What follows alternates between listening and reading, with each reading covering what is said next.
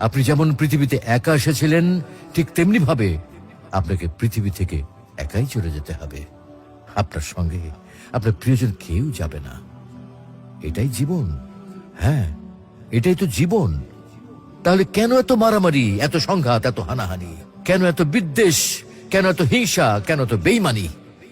তাই সকলের প্রতি দয়াশীল হন, সকলকে আপন করে নিন এই ক্ষণিকের যাত্রায়।